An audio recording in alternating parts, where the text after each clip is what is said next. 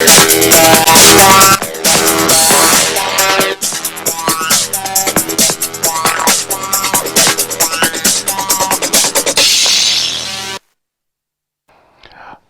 and welcome to this edition of the program People, Politics and Power.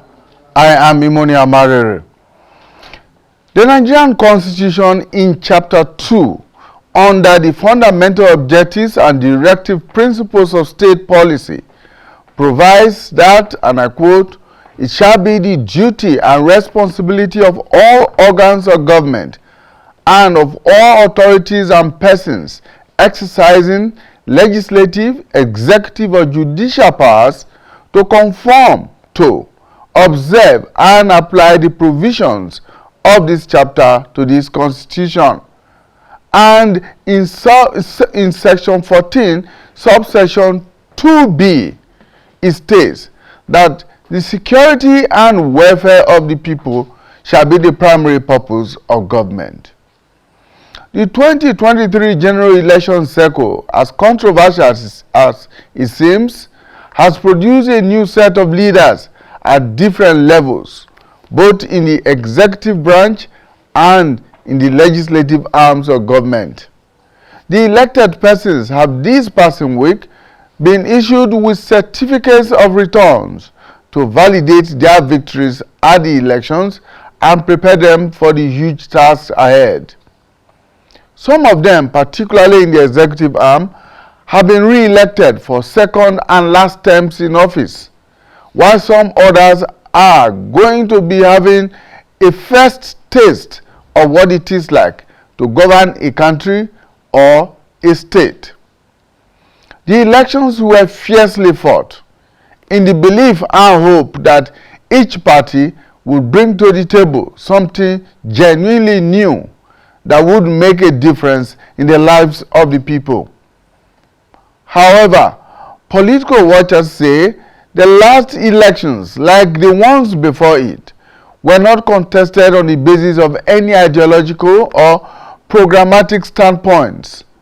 In other words, there is hardly anything that stands any one of the political parties out from the others other than their names.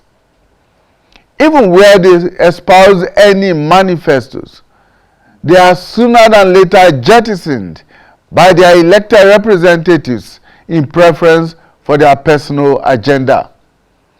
This is why it is important for the electorate that voted them to give them a close marking and ensure that they do that which they promised and on which basis they were elected to office.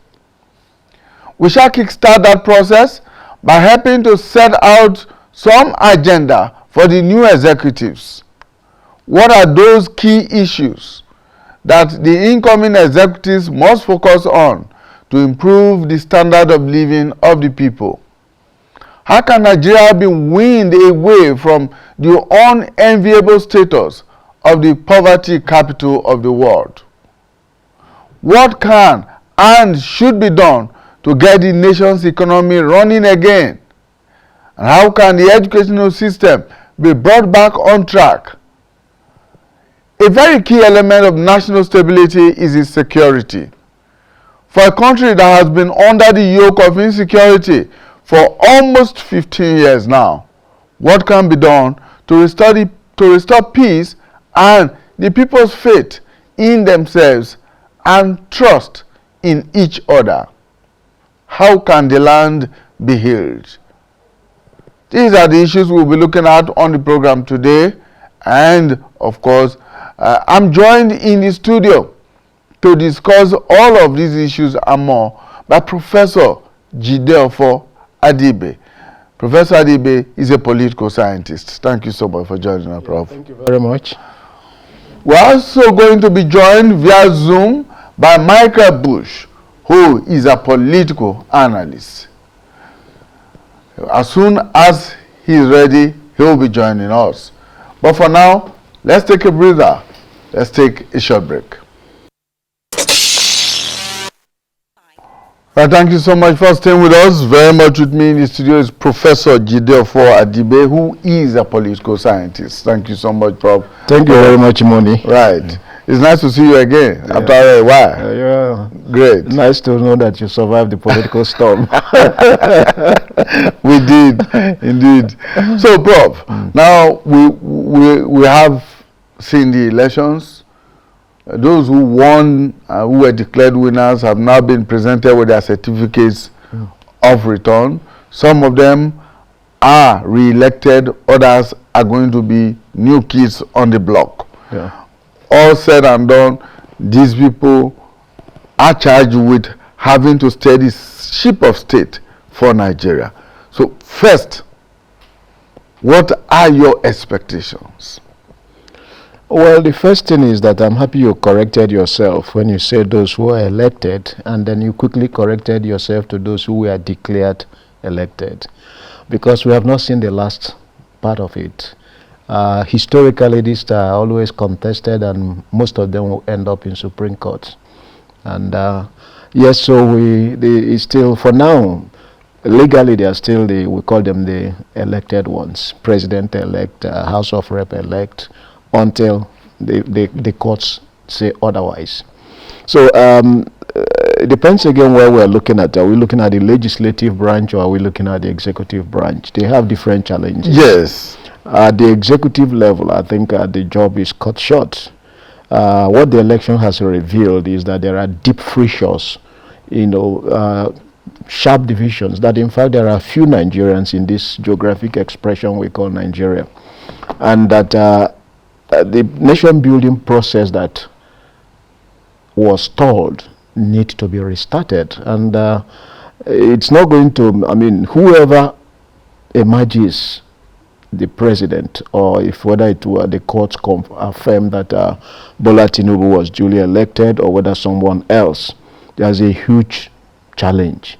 First of all is to know that the other candidates, they got the 12 states each. So there's a big populace that are not with you, and you have to do everything to gain their support. You have to start what we call the healing process. Some people call elections wars without weapons, because there are group dynamics in politics, and scaremongering and fearmongering and all this are sometimes part of it. So the institutional memory of hurt that various groups have are actually strongly activated during these campaigns. So how do you start the healing process? Who should be in the forefront of the healing process? Not people who have been actively taking active part in some of the deep divisions, ethnic profiling. If you put them up front, you will not gain anything, because sometimes the messenger is the message. There are issues of religion has also become exacerbated. Issues of ethnicity, they conflict one another. And then, of course, as you rightly mentioned, at the heart of it is security. It's not just traditional security, it's not just physical security, but what we call human security, in which we incorporate both the traditional security and the broader security concerns that will include addressing the issues of education, the issues of hunger, the issues of climate.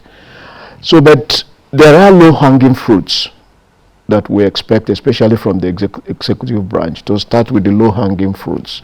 The low-hanging fruits are: how do you rebuild trust? How do you win over those that did not vote for you? And it's fairly, if you think that there are 83 million Nigerians that collected their PVCs, and that only 27 million or so voted, and that Tinubu, who was declared elected, going by INEX figures, got just over 8 million. You see, there's a lot of people who were either not for you, or were simply apathetic. How do you ensure that you get as many of them as on your side, to avoid starting your government on a legitimacy crisis, on the premise of a legitimacy crisis? That will, require a lot of deep thinking. Who should be the messengers? Certainly not those who were engaged in the profiling. And then what exactly would you do in terms of economy? given the challenges we have, to be able to win people over. For example, there are tough decisions to be taken. Tough decisions in terms of subsidy, for example. And virtually all the three leading candidates have mentioned that they were going to, take away the subsidies. Because ironically, the three candidates are all free marketers. So if they take away the subsidies, they are in the short to medium terms, we are going to see a kind of increase in hardship, so to say, because it's going to spiral, it is going to cascade to other sectors of the economy. How will the citizens respond? Are they going to look back after complaining years of hardship and say, oh, this is not what we expect? So these are the kind of thoughts, I believe, especially at the executive branch. On the legislative side, there is also an image problem. There is this perception that over the years that our legislatures is, the legislators, they revel on humongous pay, and they play all kind of tricks with constituency projects. And some people, say it's a cesspool of corruption. That I think it was the former Emir of Kano, Sanusi, who just, was arguing the quantum of money spent on the legislators. How do we address that? Again, in the context of Nigerian environment, where if you are a legislator, you are invited to all manner of activities. You are to burial ceremonies, to launchings where you are expected to donate money. These are the things your contemporaries elsewhere do not do, but your salaries are constantly compared with what your contemporaries elsewhere earn. So how do we correct this image problem? Is there anything they can do also to show that they are not just rubber stamps to the executive? The outgoing National Assembly, for most of its lifespan, was said to be more like a lapdog of the executive. How does the incoming one, be able to change that kind of perception? All right, very robust opening statements, because you have outlined quite a number of issues here that we will be taking on one after the other. But for now, let us quickly introduce our second guest, Mr. Michael Bush, who is a political analyst and a journalist.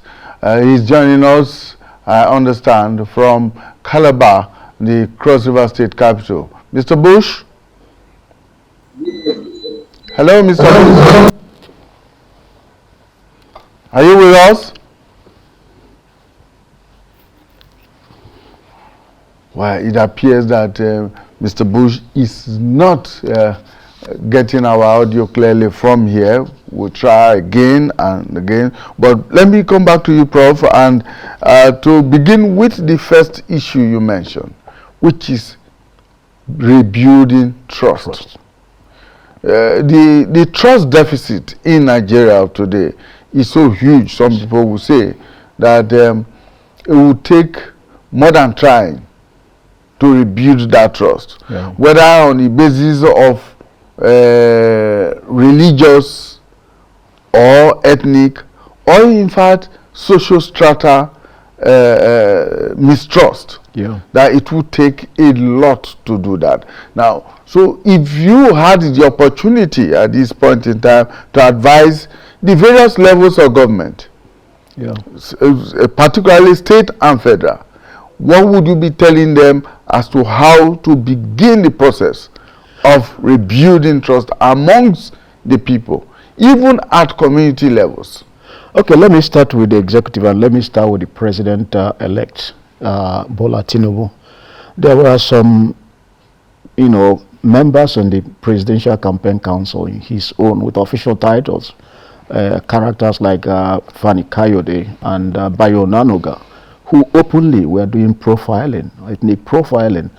And the other day, just a few days ago, Fani Kayode was quoted as saying that the alliance between the Hausa and Fulani will never be broken again. One will expect immediately the campaign to dissociate itself from such a statement, to say that he's speaking for himself. So if you don't dissociate yourself from that, just like the campaign council was not known to have dissociated itself from, the shenanigans from Bayo Onanuga and from Femi Fani-Kayode, and they were very vitriolic, and they didn't say anything. So if you dissociate yourself so that these people are speaking for themselves, it gives you the legitimacy to be able to engage and say, look, I am not part of what he said. And make sure, if I am constituting a government, you make sure that you don't bring those people, at least not where people will see them. Because for as long as people are seeing these people, they remind them of what they said, and which is tied to the fact that they have official positions in your campaign. And you said nothing. And not saying anything means acquiescence, means that you accept that they were speaking on behalf of the campaign council. And that makes it difficult for you even to engage. Let me say that the issue with nation building, unless this crisis in our nation building process is corrected, every solution you throw at each problem becomes part of the problem. I'll give you an example. Just recently, the DSS came around and said, that it had uncovered some politicians that were, working for interim government. It appears to be a very neutral statement. But because of what you call this trust deficit, and because we don't have any institution that commands legitimacy across the fault lines, people became very distrustful of that statement. People became suspicious whether the DSS is actually working with the government, because the loyalty of the DSS and other institutions of the state should be to the state and not the government, because there is a fundamental difference between the government and the state. So if such institutions suddenly become also engulfed in legitimacy crisis, it becomes even more difficult for them to solve any problem. Let's, for instance, say that, okay, yes, it is true, they found people who are trying to foist the idea of interim government. By the way, I don't support the idea of interim government. I don't think it will solve any problem for us. But let's just say that they were right. People already taking a position, look, no. It's because some people like Femi Fani-Kayode said it. And then you want to use it to muffle the voices of people, that are clamoring for, either for the whatever form of government. As I said, people asking for, there's free speech.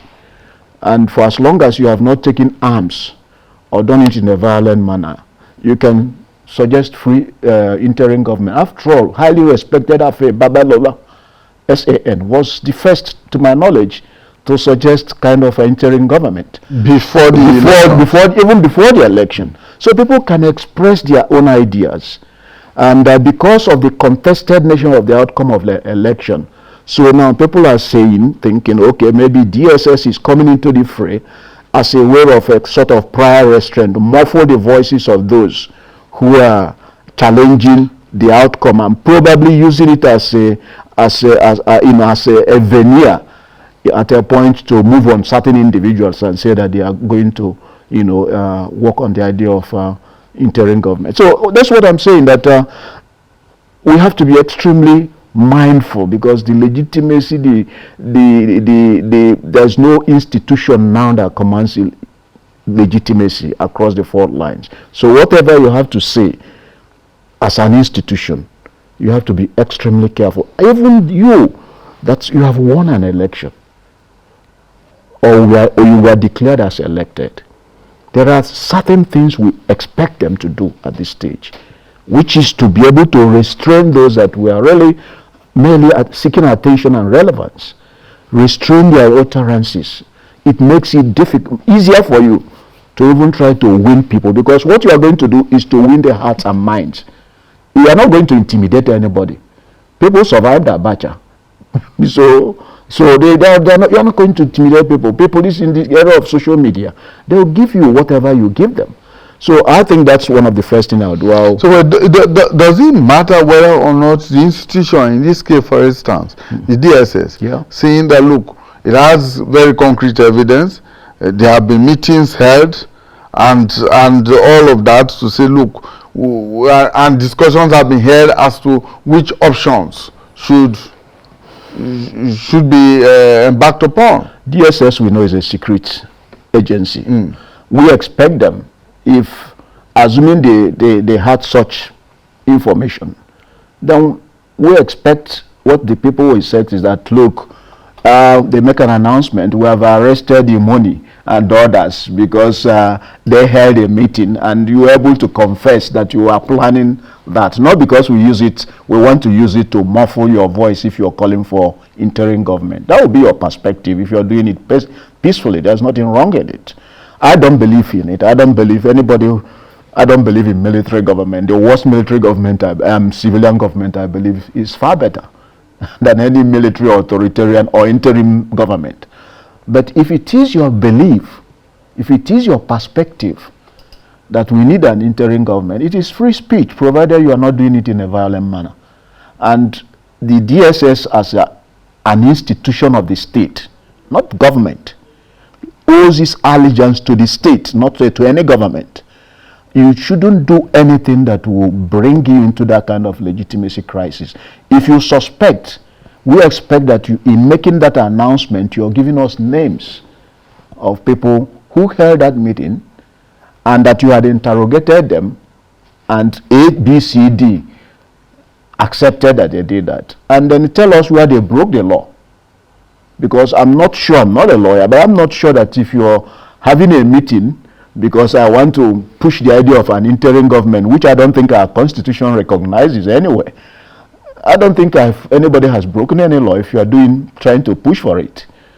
It is only if you're actively trying to force that by force that we will try to see you want to supplant the democratic order. If it is just your belief, as Afe Babalola did, I don't think anybody should be punished for that. All right. Let's see if we can reach out to Michael Bush once more. Okay. Michael Bush is still not with us yet. We hope that he's able to. But the other area of focus has to do with the economy. In the past couple of years, the Nigerian economy has really been battered, as it were.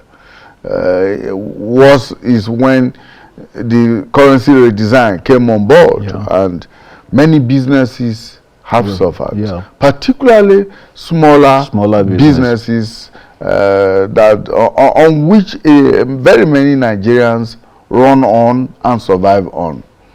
So if this incoming government were to now focus on having to refloat the economy, what are those first steps you think ought to be done? Well, I think whatever will make life easier. For example, I think the people are getting a little more access to their cash in the banks. But if people can, whatever you can in the first 30 days, what is it that you can really do economically to improve at least the life of people? Not giving handouts, not this kind of trader money that was a political thing. People need to have hope that something is going to be better. And that is what the strategists in the political party are going to think about. You know, how do you, for example, make it easier for people to travel in terms of without having to be afraid?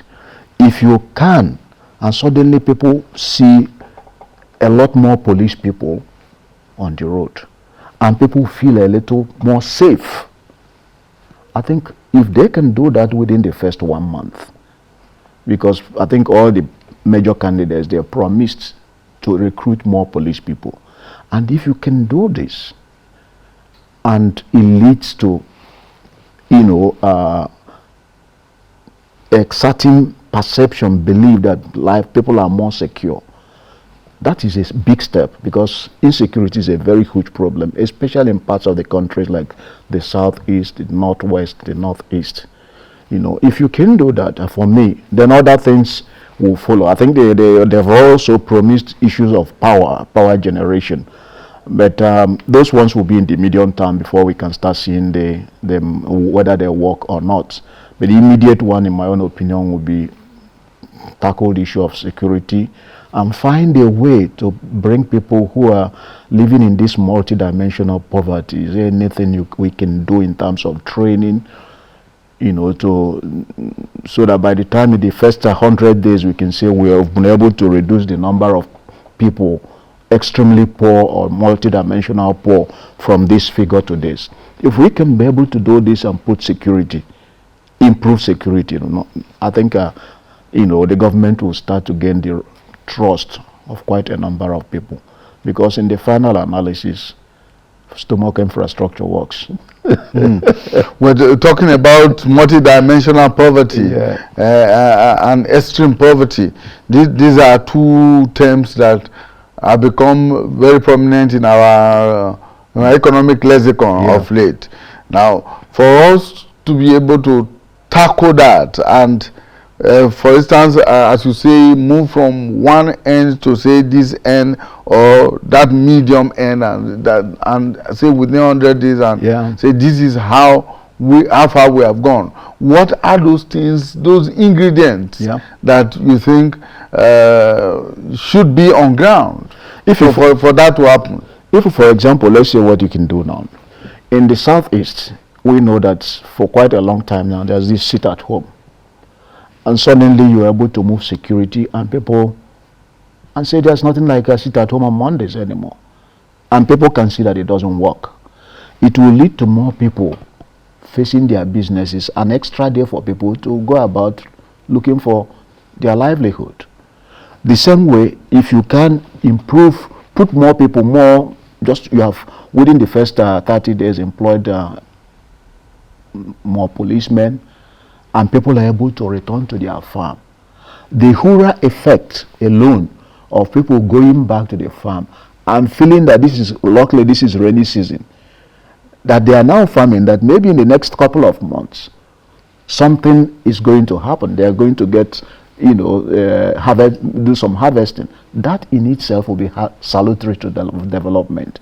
And if more people are able to go to the farms, especially those in the north, and cultivate and harvest, you can see that it is then easier for you, and then more people in the IDP camps are returning because security has been improved in those areas. It becomes easier for you now to put figures in what you are able to do. You are not going to achieve everything in those first 100 days, but it's like giving people hope that you are on the right track.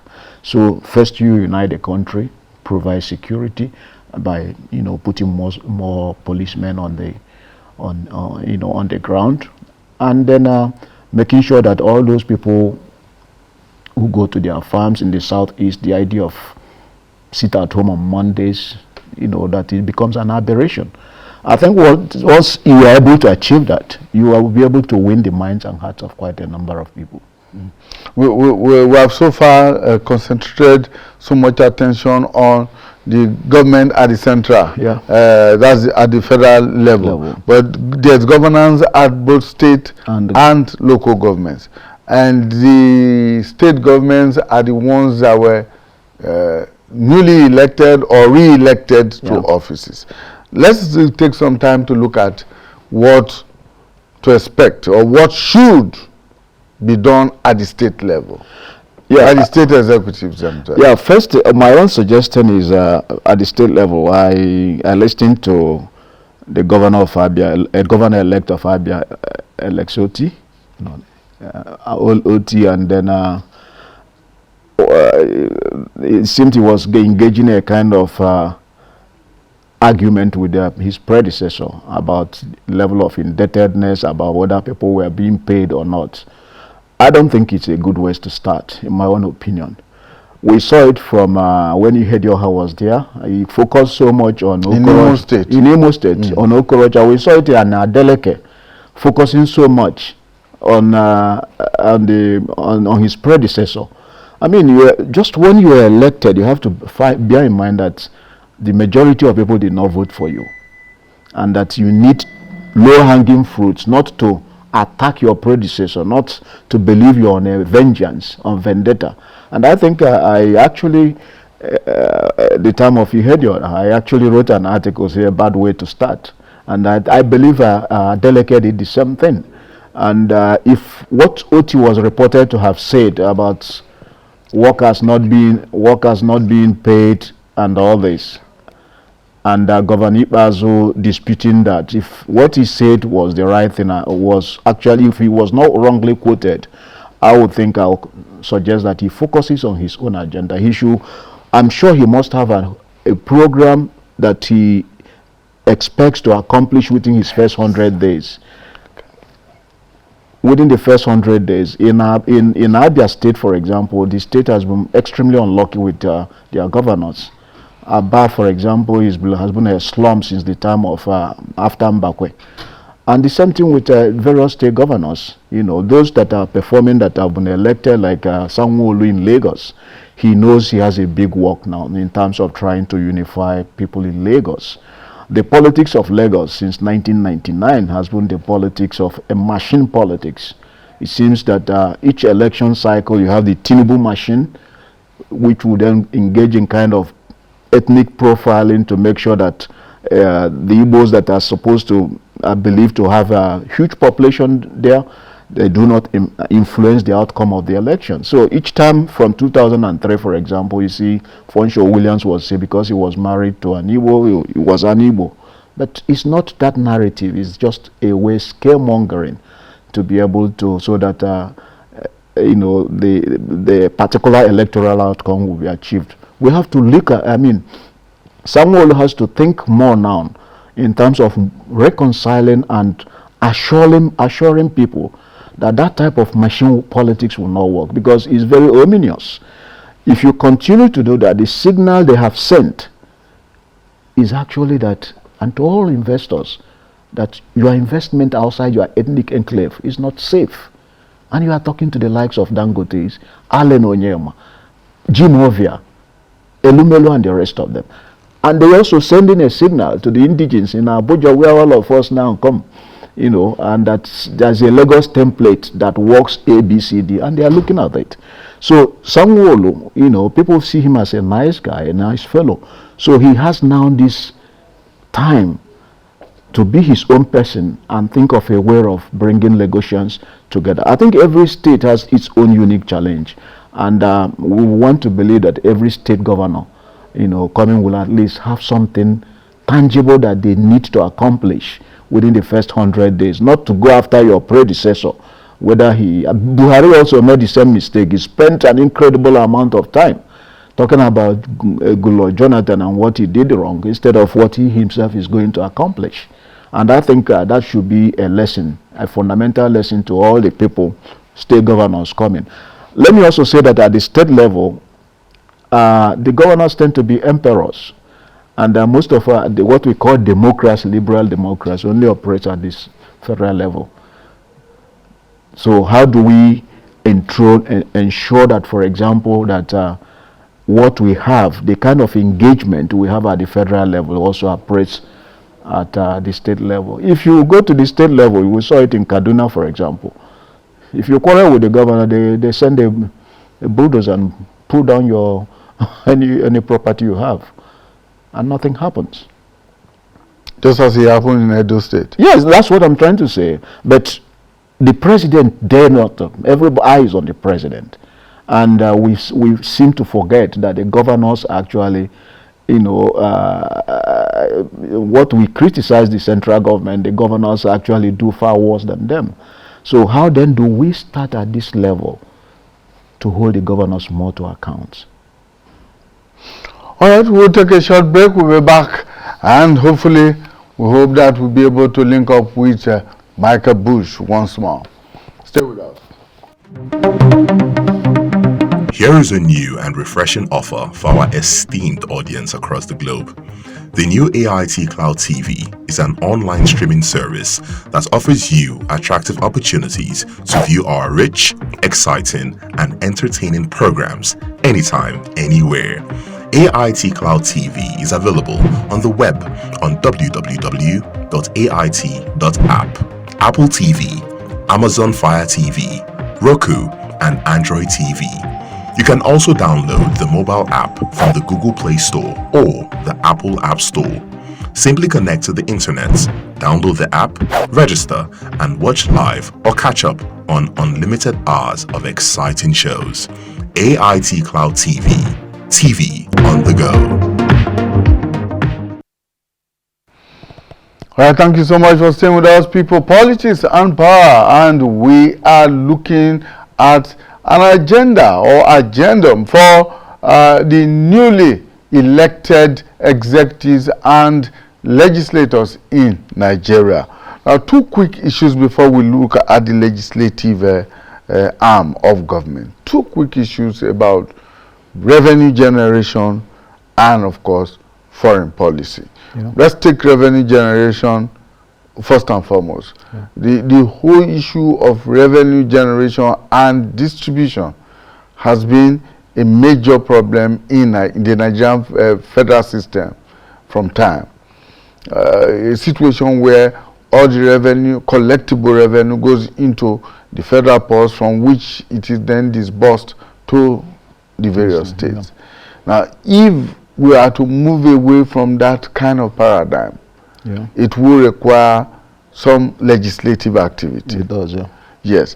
Do you see a situation where the incoming government will have the courage, for instance, to say, yes, let's go in this direction. Let us strip the federal behemoth of some of his responsibilities and some of his revenue, and redistribute to the other levels of government? In theory, we expect to do that, but that would be like expecting them to commit class suicide. Because what we normally see is that if you are in the opposition, you argue for more, we call this fiscal federalism. You argue more for more revenue to the subunits, for the states and the local governments. But when you come to power, you discover that you need that more money, and you start being resistant. So let's hope. The good thing about the three main candidates, leading presidential candidates, that they are free marketers, and they've talked about a way of decentralization. And if you decentralize, and the Revenue and Fiscal Allocation Commission, if they're able, they're the ones actually to move in and discuss whether we need to change. The states have been arguing for more money than they currently have. And if they can get that, if you have a powerful governors forum and they're able to put pressure and they change the proportion of the revenue, and then make sure that the ones that is directly accruing to the local governments are no longer being captured. There have been several mechanisms to make sure that they are not being captured by the states. But whether it has worked, it hasn't worked. So I don't want to bring in the term restructuring, because quite what you are talking about is often what people who are talking about restructuring in a sense of changing the structure of the country. That's what they believe, that when you get to that level of fiscal federalism, then probably you say 60% to the states, 10% to the local government, and maybe 20% to the center. But that's I'm not really too keen on the ratio of the distribution, because if you say give more money to the states, you are now arguing that the states are more efficient in terms of production, in terms of utilization of resources. We have not seen any ground to believe that the state governors are more efficient in terms of utilizing resources. In fact, if you look at the Rivers and Lagos, the states that have more tend to be the more indebted ones. And if you look at Rivers State, for example, why is it that every Rivers State governor since 1999 always wanted to be president? Apart from Omeha, whose tenure was very short, you had Odele, who wanted very much to be president. You had Wike, who wanted president. You had Amechi, the three governors. So is it because of the quantum of money available to them? Are they being very judiciously used? I'm not saying that you can't change the fiscal relationship among the three tiers of government. I'm arguing that when we say give more money to the states, we are ab initio believing that the states are better in terms of managing resources. Okay, so that of course takes us to the what I would describe as a workable or an effective legislative agenda Okay. for the 10th National Assembly. Many people believe, rightly or wrongly, that the 9th Assembly did not live up to the expectations of the Nigerian people at the central level. Even at the state level, like you mentioned before, the state assemblies have always been seen to be tied to the apron strings of the state governors. But of course, there is a constitutional amendment now that gives independence to the legislative arm of government at that level. Are we likely to see anything different from what it has been since 1999? Well, we just hope. You just have to bring in all the measures that were taken in the Electoral Act 2022, including to make INEC more independent. Did that make INEC more independent? So for me, it's not so much a question of the laws. The good thing now is that you have about 8 political parties who are having candidates at the federal level, legislature. Unlike previously, I think you had about only 4. So if what happened previously does not repeat, because previously what happened is you use these parties, you come to the legislature, you decamp. Many of them, they come to where they think, they will be better served personally.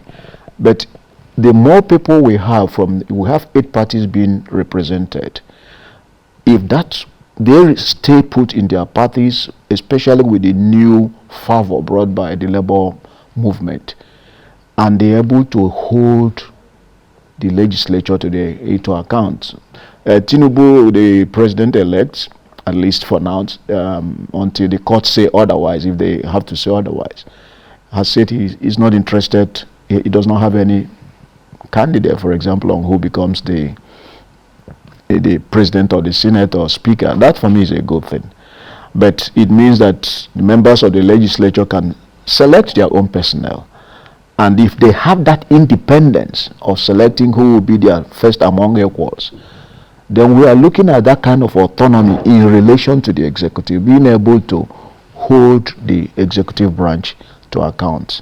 So let's just hope that also the other image problems we talked about, that they guzzle a lot of resources. How do we deal with that, especially in the face of dwindling revenue for the federal government? How do we deal with that? How do we define a robust, not being cantankerous towards the executive, but being able to checkmate and work as an independent arm of government? But then it often becomes difficult. If you are at the state level, for example, if you're so independent-minded, you will rely only on your salary because the governor will not buy you any car and all this. And the same thing happens at the federal level, one way or the other. If you are seen as not too friendly to the federal government, certain perquisites you will also be denied certain perquisites. We are just hoping that with the pressure from the social media activists, the Obedience movement, the other young people that seem to be finding their voices, and the way they take the battle quote unquote, to those they feel that are not performing well, if they maintain that momentum and be able to censure everyone, irrespective of the person's political party, maybe they will start to do the right thing. And it's not just the legislature. Remember, we're also thinking about the judiciary, because the confidence in, I'm not sure, the confidence in the judiciary is also not exactly very high, because the judiciary itself is a reflection of the society. Now, there is a joke in town. I can come and take your pen forcefully and ask you to go to court. That's the joke everywhere now. So sometimes you lose a match, and some people say if you don't like the outcome, go to court. In other words, saying that either the justice has become commoditized or not. So in terms of the judiciary, one of the things we can be pushing for is for some of for public hearing. You understand? Like when they sit, let there be cameras. Let it be live, so that people will know the arguments. I doubt if there's anywhere in the world where that is Because it's a tribunal. You understand that? Yes. Let's just see. We can do certain things because since they are able to allow people to come and sit in, they must also be able to allow people to film all these things, so that maybe people will feel that they are more on being watched. I don't know, but not even in the UK and not even in the US do courts open themselves up to such. No, these are tribunal, but O.J. Simpson. It's only a name for a court. Yeah, but don't forget that O.J. Simpson was, sensationalized. Only at his stage. Yes, only at his stage. We are thinking, should such be utilized, for example, to be able to checkmate? I'm not saying that it must, but I'm just saying we have to think out of the box. Our democracy is in such a way that it's still trial and error. Let's, for example, at a point we thought that Beavers has become the game changer. Politicians, those who were surprised, taken unawares by what happened on the 25th of February, went back to the drawing board. And they now know, okay, since it is just about taking a photograph and uploading it, we return to the era of ballot box snatching. And at the collation center changing the figures, something we thought we had, outgrown.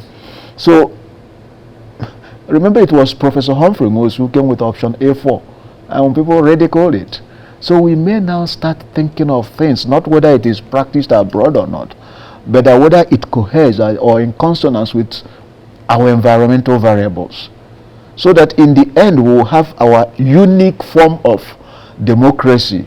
And if it serves our interests, if it helps us in the leadership recruitment process, then it is okay.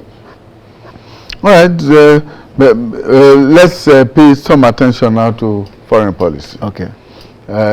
First, if you were to do a review of our foreign policy in the last 7 to 8 years, has it been in line with our stated objectives of Africa being the centerpiece of our foreign policy?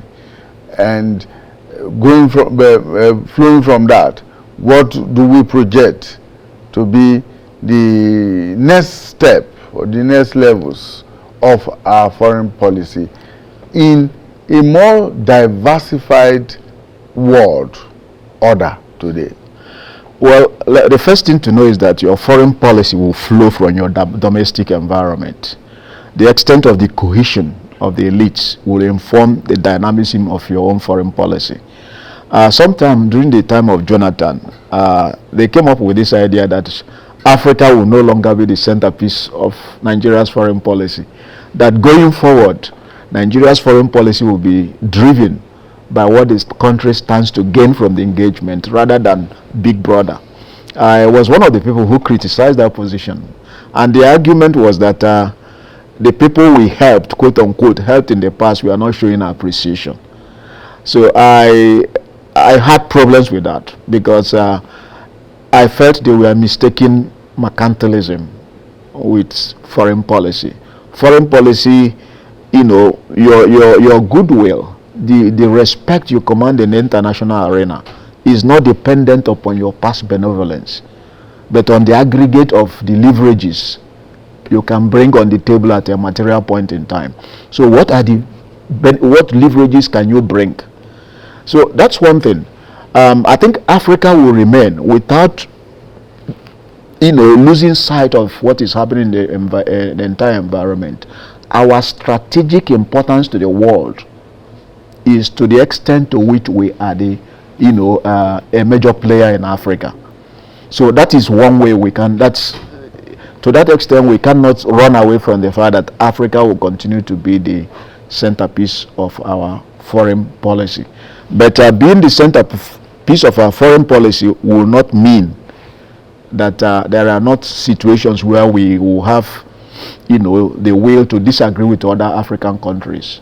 If you look at what South Africa has done in relation to the war in Ukraine, he decided to say no, we're not going to deny Russia. That's is a way of showing you are coming on your own. And one of the things I will give Buhari credit in this dispensation is that he was also very successful. That's what we call personal diplomacy. He utilized a lot of personal diplomacy, and despite his shortcomings, and the shortcomings are quite glaring in terms of management of the economy, in terms of management of diversity, I think I will give him good pass mark in terms of personal diplomacy. You look at the number of political positions, powerful political positions he was able to attract to the country. WTO Ngozi Okonjo-Iweala, you had Professor Rama at Afri-Exim Bank, and then you have Dr. Adeshina in AFDB, and so on and so forth. And the Ambassador Mohammed at the UN. At UN. So he has been quite successful, and we have to give him credit for that. So it depends again on the way whoever becomes the president, what kind of clout do you have in the international arena? Obasanjo did that very well. Obasanjo became president at a time the country was more of a pariah, and he was able to, using personal diplomacy, bring us out of that situation. And so we are looking for who the next president, does he have the kind of respect of the international community to be able to continue with personal diplomacy the way Buhari has been able to do, and I think do successfully. And then, is he able to organize the cohesion within the domestic economy? I mean, the national level, because if there's chaos at the national level, it reflects on your own foreign policy. All right, Prof, let's leave it at that for now. Okay. We should have some more sessions in the weeks and months ahead. Thank you. Professor Jide Ofo Adibe is a political scientist, joined us here in the studio. Unfortunately, Mr. Michael Bush could not join us via Zoom as we anticipated, but I'm sure that Professor Adibe has done justice to the issues here. Thank you so much. Thank you very much, Imoni. All right, thank you so much for investing your time with us on People, Politics and Power. Join us again next week when we bring you a fresh edition. Bye for now.